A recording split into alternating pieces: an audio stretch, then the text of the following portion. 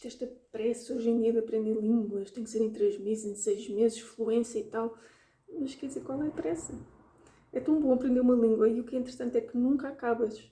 Eu gosto deste aspecto da língua. Claro que chega uma altura que já estás confortável, consegues comunicar, consegues fazer aquilo que tu queres fazer, a que te predispuseste no início, mas agora, tudo bem, estás com pressa, eu percebo. E não há nada como ser mais eficaz em aprender uma língua. Eu certamente gostaria de ter tido as dicas que te vou dar há anos atrás, quando comecei a aprender línguas estrangeiras. Vou então compartilhar 7 ideias que podes começar a seguir para aprenderes português europeu mais rápido.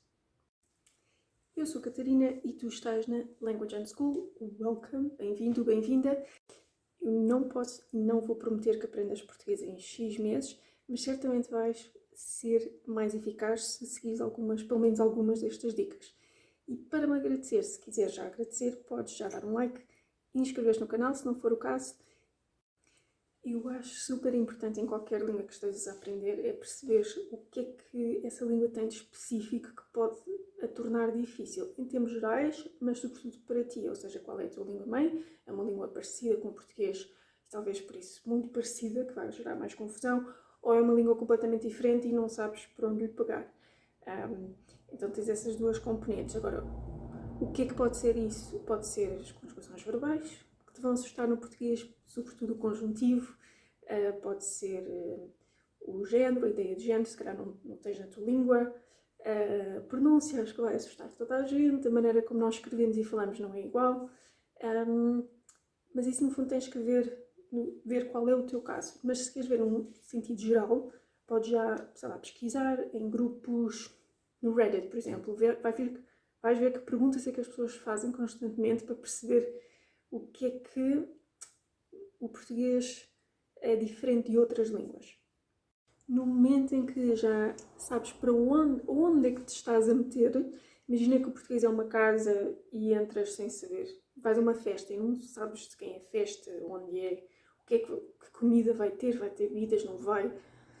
É a mesma coisa, se fores preparado é muito mais fácil lidar com o que vais encontrar, não é? Para que na primeira dificuldade não corras e fujas do português, não é? Então, a segunda coisa que eu acho importante fazer é começar as formas passivas de aprendizagem da língua. O que é que eu quero dizer? Leitura e escuta. Portanto, primeiro vamos falar de leitura. Pode ser que não gostes da minha dica, mas eu acho que vou-te convencer, porque começar com livros infantis é uma ótima maneira para aprender português. Porquê? E livros infantis, pode ser livros infantis em geral, ou então livros de banda desenhada. Pode ser uma coisa tipo Tio Patinhas, que eu acho que toda a gente gosta, não sei. Claro que não vai agradar a toda a gente, mas o que é que tem? Tens frases curtas, tens muita... Ou seja, dá para ver a estrutura da frase, se é sujeito, predicado, objeto, se é uma coisa completamente diferente, dependendo se a tua língua-mãe é uma língua germânica, vai ser diferente. Enfim, tens também muitos diálogos. O que é que isso significa? Pergunta-resposta. Que muitas vezes, quando nós começamos a aprender uma língua, nós sabemos responder. Está bem, estamos a perguntar a nacionalidade. Aquela é a pergunta da idade. Mas depois vais tu queres enfim, num diálogo, responder. Não é responder, continuar a conversa fazendo uma pergunta e não sabes. Então aqui tens sempre muitas perguntas, que é um bom exercício para te relembrar quais são os pronomes interrogativos em português. Se isto for muito infantil, achares que não é o meu estilo de livro, tenho outra opção que encontrei ontem na biblioteca. A minha filha encontrou ontem na biblioteca, não sei se reconheces. Cristiano Ronaldo é um super-herói. Criaram um livro super-herói com ele. Banda desenhada na mesma, mas enfim, pode ser que gostes e que aprendas mais alguma coisa. Outra coisa que aprendes em livros para crianças é vocabulário, porque não há tantas palavras, portanto não te vai assustar a quantidade de palavras que não vais perceber. Portanto, é muito mais fácil pesquisares palavras novas que não encontras. Dica número 3. escuta, tem a ver com escuta. Também aqui uma forma passiva de aprender a língua. O que é que podes fazer? Pegas em desenhos animados, se te interessar, mas uma coisa que é bom nos desenhos animados é que tens, enfim, a imagem e o som. Então podes perceber pelo contexto, apanhar vocabulário novo, talvez expressões novas. Vocabulário pode não ser sempre útil, pode ser, sei lá, fadas, no teu dia a dia não falas de fadas, mas enfim, vais certamente apanhar frases e depois as pessoas repetem-se, até os desenhos animados repetem. Portanto, vais apanhar frases pequeninas, expressões talvez e certamente vocabulário. Mas outra coisa que eu acho que até mais relevante para fazer em termos de escuta é, sei lá, encontrares um podcast ou um canal no YouTube, alguém que gostes e foca numa pessoa, numa voz e ouve essa voz. Pode ser a minha belíssima voz, se quiseres. Foca nessa pessoa durante, sei lá, 3 dias, uma semana, 2 semanas, o tempo que for preciso. Mas não ideal seria num tema que tu gostes, mas não tem de ser logo ao início. Não foques no que a pessoa está a dizer. Agora, claro que sim, é importante. Mas no futuro, não, noutro canal. Foca, mas é na intuação, na maneira como a pessoa fala, o que eu gosto de chamar da musicalidade da língua. E outra coisa é, portanto, como eu falo, se eu subo, se eu deixo, enfim. E outra coisa é as chamadas filler words, portanto, aquelas palavras que as pessoas, os nativos usam muito. Caso não tenhas reparado, eu estou sempre a dizer pois e então. Quarto ponto é que te relaciones emocionalmente com a língua. O que é que eu quero dizer com isto? Se for possível, casa-te com a língua ou apaixona-te pela língua, nasce outra vez e tem uma mãe portuguesa. Enfim, se não for possível, é encontrar, sei lá, pessoas, fazer amizades, nem que seja em fóruns online. Podes arranjar um tandem partner, portanto, alguém com quem conversas todas as semanas, mesmo que seja muito baixo. É uma forma de dar vida à língua, porque a língua não são só palavras, frases, gramática, estrutura e decorar, memorização e tudo mais. É muito mais do que isso.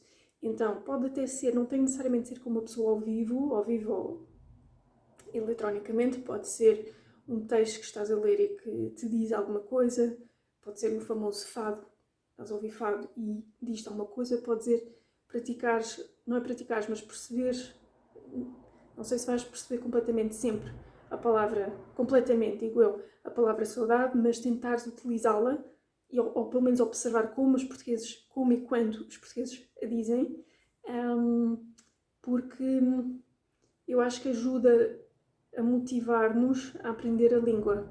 Porque eu não sei que motivação é que tens para aprender o português, não é? Eu, em geral, sempre foi as pessoas que eu conheci e tive muito interesse em comunicar-me com elas.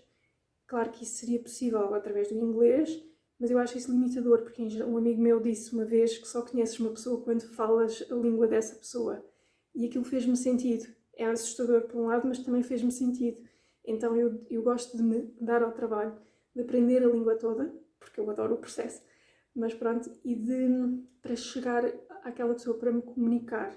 Então é as pessoas que me atraem, a língua em si também, mas no momento em que chegas e depois, tu no fundo, aprender uma língua é uma surpresa, tu nunca sabes quem vais encontrar, que experiências vais ter, portanto, abriste, eu acho que é sempre uma abertura, abriste para essas tais experiências é sempre maravilhoso. Concordas com esta ideia que o meu amigo diz de que tu só conheces verdadeiramente uma pessoa quando falas a língua dele ou dela? Diz-me nos comentários. Minha quinta dica tem a ver com a primeira, que é, como eu disse, verbos pode ser considerado difícil no português, então eu acho que é uma boa estratégia focar nos verbos que nós usamos mais no dia-a-dia, sobretudo os irregulares, ou seja, aqueles que a conjugação vai ser diferente e que não têm assim uma lógica muito óbvia, que basicamente tens de decorar. E então, sei lá, decorares pelo menos a conjugação no presente, no passado ainda melhor, que é para poderes reconhecer os verbos quando estão escritos ou quando os ouves e para poderes começar a usá-los também. Que verbos são esses? Ser, estar ter, ir, saber, poder, fazer, querer. E estão todos, são 8. E depois sugiro também pegares em 3 verbos regulares. Nós temos, eu digo 3 porque não é por ser o magic number, mas porque nós em português temos 3 conjugações diferentes. Verbos que acabam em AR, ER e IR. Então, um exemplo seria gostar de, e eu escolhi este especificamente porque gostar é um verbo que precisas sempre do de, então para não te esqueceres. Gostar de, qual era o outro? Comer e abrir.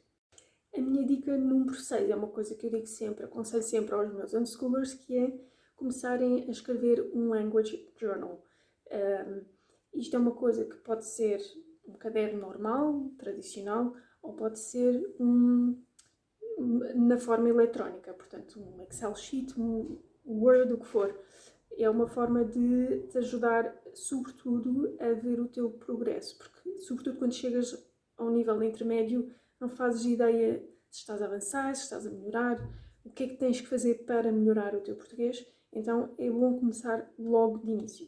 E não tem nada a ver com escrever todos os dias, hoje sinto-me não sei o que em português, não tem nada a ver com isso. Vou agora apresentar um slide como uma ideia, uma proposta de como podes usar um Language Journal. Depois tu usas como quiseres.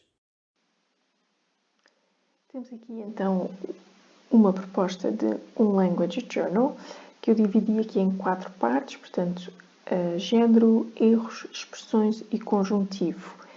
Então, o que é que eu fiz? Eu uso aqui sempre com os meus unschoolers o símbolo do bigode que representa o sexo masculino, portanto, palavras que são masculinas, e esta boca para palavras femininas.